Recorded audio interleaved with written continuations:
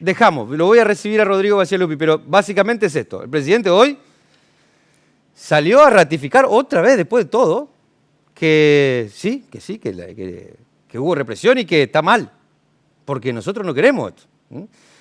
Reitero, cuando la Corte se metió en las provincias, se quedó loco porque la Corte se metió en la provincia, ahora se quiere meter él en la provincia. Ya está. Voy a saludar a Rodrigo Bacigalupi, uno de los mejores abogados del foro local, entre otras cosas, especializado también en cuestiones de constitucionalismo, o sea, especialista en derecho constitucional, a quien lo convoco así rápidamente para que me dé una primera mirada, al menos de lo que está pasando otra vez en la Argentina, desde este lado. ¿Hasta dónde llega el poder del gobierno federal o nacional para querer meterse en las provincias, ¿no? Rodrigo, ¿cómo estás? Buenas noches, gracias por atendernos.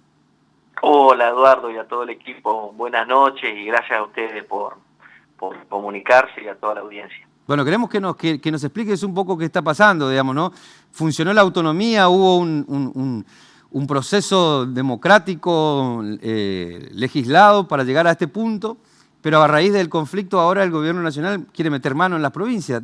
Aclaranos un poco el panorama, dijo este cantante, ¿no? Bueno, vamos yendo a lo técnico o a lo estrictamente constitucional.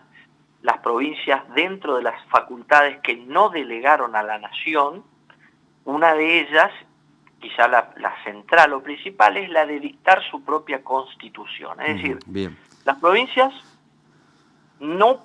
la nación no puede intervenir en la constitución provincial con una sola salvedad o excepción. A ver.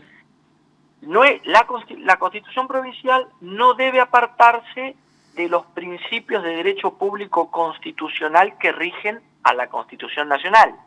¿Y cuáles son esos principios?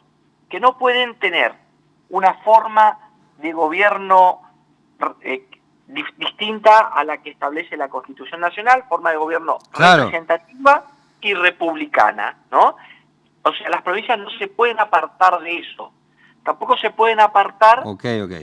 O sea, no se pueden meter salvo que venga una dictadura, por ejemplo, que imponga un modelo... Y no pueden alterar esos principios. Bien. Y después hay también una supremacía del derecho federal, significa que el derecho constitucional nacional está por encima del derecho constitucional provincial. Hecha esta aclaración, las provincias pueden hacer con su constitución, en tanto y en cuanto no se opongan o no pretendan alterar normas de la Constitución Nacional, pueden hacer lo que quieran.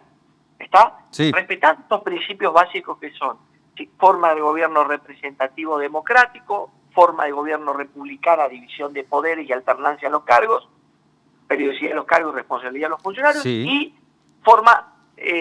la forma federal, ¿no? No puede haber una provincia unitaria, por ejemplo, tiene que ser federal. Eso quiere decir que debe distribuir el poder territorial en diferentes municipios, distritos. Bueno, esta es la esencia de la relación provincias-nación. ¿Qué significa esto, yendo a lo que hoy nos toca o a lo que estamos viendo? Que la nación no puede intervenir en la sanción de la Constitución jujeña, ¿no? O sea, no hay manera de que pueda hacerlo.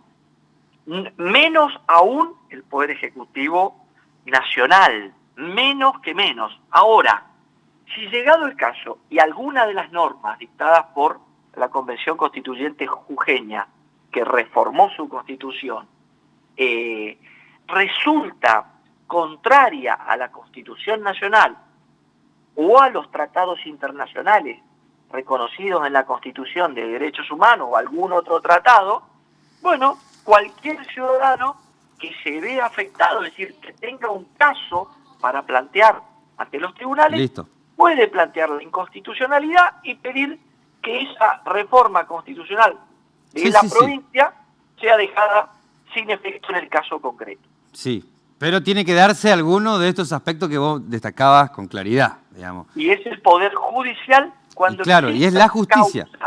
Tiene que haber un caso, tiene que haber una controversia, dice la Corte Suprema, artículo 116. Entiendo. El mejor ejemplo, Rodrigo, sería cuando la Corte actuó en las provincias que estaban por violar su Constitución de la reelección indefinida de los gobernadores, ¿no?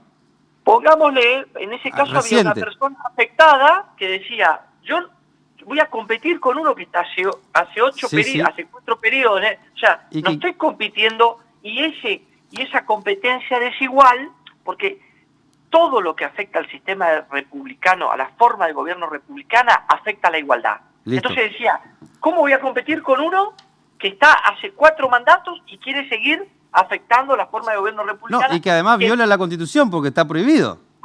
Preso, Claro. y aunque estuviera permitido, yo creo que hasta en el caso Infran, la Corte tendría que intervenir y dejar... Claro, pero ahí ya sería más opinable, digamos, ¿no? Ahora se está cumpliendo la Constitución, no podés ir 3 veces. O sea, Correcto. bien, está Correcto. claro porque ahí pusieron el grito, cuando sí se puede, se enojan. Y cuando no se puede, ahora quieren meterse. Y la pregunta que te hago acá en este sentido es, está claro que si lo hace, lo puede hacer a través de la intervención judicial, que es lo que planteó que lo va a hacer, pero tampoco podría si no se violan estos grandes marcos que mencionaba. Ahora, la otra versión es que se pueda intervenir, porque por ahí el objetivo era intervenir la provincia también. ¿Ahí sí tiene facultades el gobierno nacional?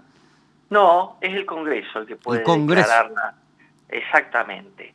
Salvo cuando esté en receso y luego inmediatamente el Congreso tiene que ratificar o no la intervención. No, esto es... O sea, la intervención federal es un resorte del Congreso de la Nación, de modo que no hay manera de que el Poder Ejecutivo pueda actuar salvo violando la ley, que esto también tenemos que tener en cuenta, ¿no? Porque acá lo que estamos viendo de todos lados es el abuso del poder. Es algo que nosotros todo el tiempo recalcamos a los estudiantes, a los que tratamos de transmitir los conocimientos del derecho y de las instituciones.